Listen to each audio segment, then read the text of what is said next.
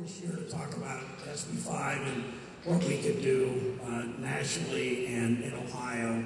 And we know, as Chuck says, as Mike Taylor says, that this is a national attempt by some people that want to take away labor rights for collective bargaining for public employees, and then prevailing wage, and then right to work, and all the things that people that have been anti-union have tried to do to in this country for many years. Special shout out to a longtime friend of mine, Joel Barton. Joel and I used to be poker playing buddies 25 years ago in Mansfield, Ohio. And there's an old saying, when you sit down at a poker table, you don't see a sucker, it means you're it. And Joel has, for many years, I believe 24 years for FOP, has negotiated collective bargaining contracts, started in small town Ohio, right? And then has since, in mostly southeast Ohio, if I remember, and it's now negotiating bargaining state contracts. And appreciate the work that Joel has done. A couple of comments. I want to talk about SB 5 in a moment, but a couple other comments first. I appreciate particularly the input of so many of you as FOP members on legislation that I'm working on in terms of what we're trying to do with Blue Alert, with the COPS program in Marion, when I worked with Jay and some things we did at Marion City Hall, and in Newark, and in Cleveland, and all over. The work with Fugitive Safe Surrender that a lot of you are involved in Greater Cleveland and in Akron, I believe. And Pete Elliott, the U.S. Marshal, has been, we've been working pretty much hand in glove. Pete Elliott was originally appointed by President Bush, recommended by then Senator DeWine. When I came to the Senate in 2007, I asked Pete Elliott to stay on, the President of the United States, and I'm sorry, in 2009, when President Obama came on, became president, I asked President Obama to reappoint him, and Pete Elliott is still there doing very good work on fugitive state surrender and other things. And thank you for the work, particularly in Southern Ohio, that a lot of you have done on the prescription drug abuse, OxyContin, oxycodone, what a terrible problem that is in so many communities. It kills more people than heroin and cocaine combined. It kills more people than car accidents in our state in the last couple of years.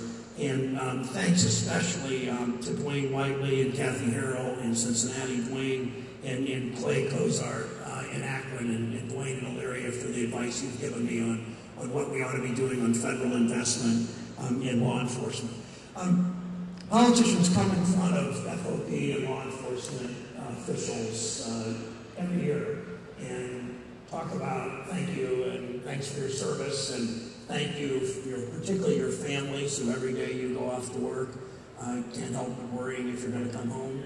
And we always do that, but what astounds me is the hostility that I see in this state towards public workers, the hostility towards teachers, towards firefighters, towards police officers, towards state workers, from basically a pretty small group of radicals that don't believe in the values that I think that so many of us believe in, that workers have the right to bargain collectively. And I think it's important to put a little historical perspective in this. I was talking to Officer Teets and Officer Gribble from Bucyrus, and they are two, they're not the youngest guys in the room, they are two people who were here prior to 1983 and remember what this was like before, what your jobs were like before collective bargaining. I was in the legislature in 1981 when we first started collective bargaining, the Commerce and Labor Committee, and there were some Democrats that did not want to give full collective, there were most Republicans and some Democrats that didn't want to give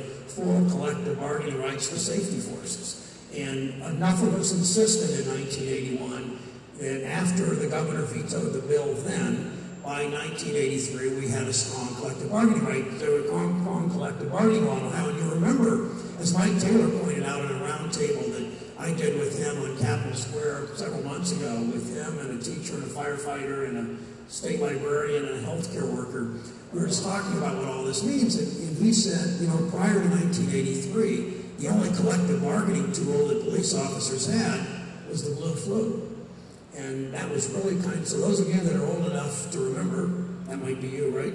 So, with the white beard, those of you that are old enough to remember before 1981, 1983, what that was all about. And what I don't understand about this attack on collective bargaining rights in Ohio and Wisconsin and Washington and all over is how it's so clear that collective bargaining works.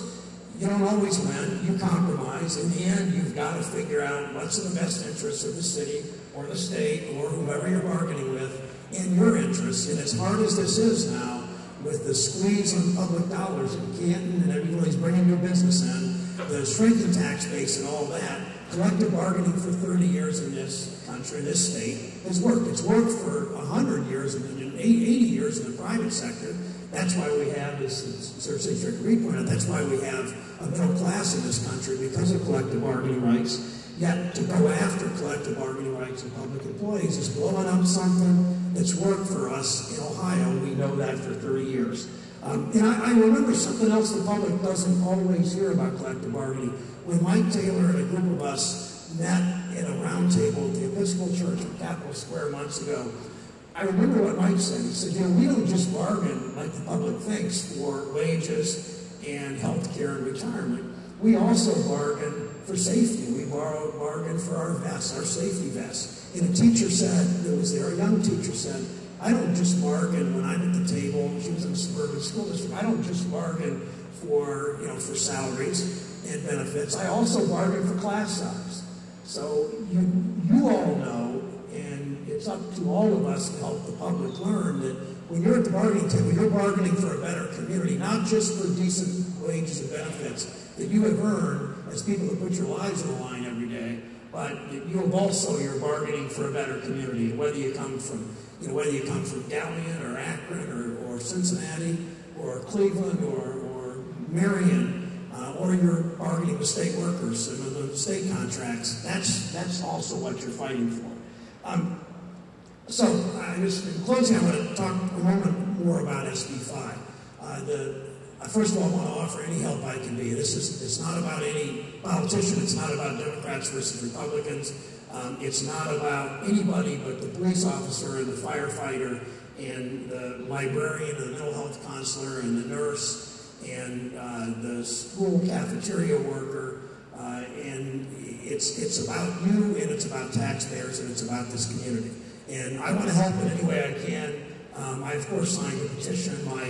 The guy that ran my Ohio office, since I've been in the Senate, is now full-time working for the SB 5 referendum campaign.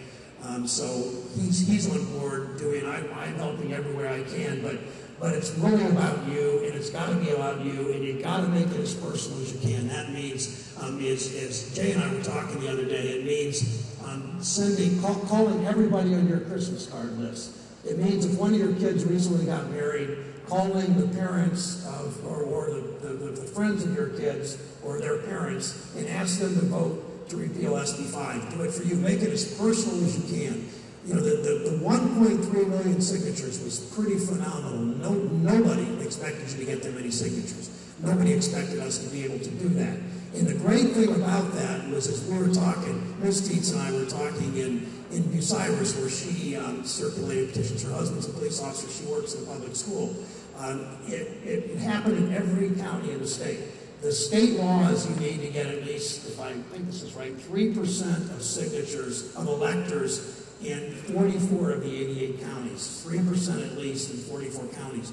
As I think you know, you got more than 6%, more than double the requirement in all 88 counties. And that tells me that there's not an FOP member in this state, and not a teacher in this state, and not a librarian in this state that doesn't understand what this means to them, no matter how big their city or how small their town, or how rural their area or how urban their area. So that million signatures extra in that 6% in all 88 counties really, really matters. So I ask you, as I said, any way that we can help you in this, any way that my official office, of course, can't be involved, but I can be involved in any other way I want, not through my office, through my campaign, through, just personally, certainly call on me, because I want to help any way I can. And, call on elected officials to help. But, again, no Democrat, no politician, no elected official. This isn't about us. This is about you and your fight for collective bargaining. Because the reason I know you're going to win in the end, even though they're going to spend, what, $10, $15 million, $20 million, whatever they're going to spend, all this right-wing, conservative, anti-union money coming from all over the country. understand that you've got a lot of allies in the private sector union movement. Because they know that they're next. They know they go after the building trades at prevailing wage. They know if they win on SB 5, they go after right to work in the state. They go after your pension system. They go after your health care. These people fundamentally don't believe about our country. These radicals that are attacking collective bargaining and attacking public workers don't fundamentally believe in the same values in our country as I think everybody in this room does. I'll close with this. I wear in my lapel a pen given to me at a workers' Memorial Day rally by a steel worker in Lorain, Ohio, about 10 years ago. It's a depiction of a canary in a bird cage. And I think you know labor history. The mine worker took the canary down in the mine. If the canary died from lack of oxygen or toxic gas, the mine worker got out of the mine. He had no union in those days strong enough to help him. He had no government that cared enough to help him. And in those 100 years since the mine worker took the canary down in the mine, Americans live about 30 years longer life expectancy. We live longer partly because of collective bargaining. We live longer because of clean air and safe drinking water. We live longer because of minimum wage and workers' compensation and mine safety and civil rights and protection against child labor. People live longer because we have a system where people talk to each other in collective bargaining and raise living standards. It's that consensus that a few radical voices with a lot of money in Washington and Columbus and Madison and Harrisburg and Lansing, all over this country. And that's the importance of your fight. That's why you have so many people that are on board that want to stand shoulder to shoulder with you. And I ask you to continue that effort. You got the 1.3 million signatures. As hard as that was, that's an easy step because of the 10, 20, $30 million they're going to bring in against us, against those of us that believe in strong American values. And I'll close with this. During National Police Week this year, I went to Greater Cleveland Peace Officer Memorial, and they were assembled the FOP, the Blue Star with golden tips, the open-eyed clasping hands together depicting authority and confidence, direction and incorruptible purity. In large letters in Latin were written, "Law is the safeguard of freedom." A grateful state understands that when police officers knock on doors and police officers speak out in your church and in your social clubs and at your kids' schools and to your Christmas card list and everybody you know, people are going to listen to you. They're going to listen to you, they're going to listen to the teacher, they're going to listen to the nurse, they're going to listen to the firefighters. That's why we're going to send a strong message in November and repeal SB 5. So thank you very much for your public service.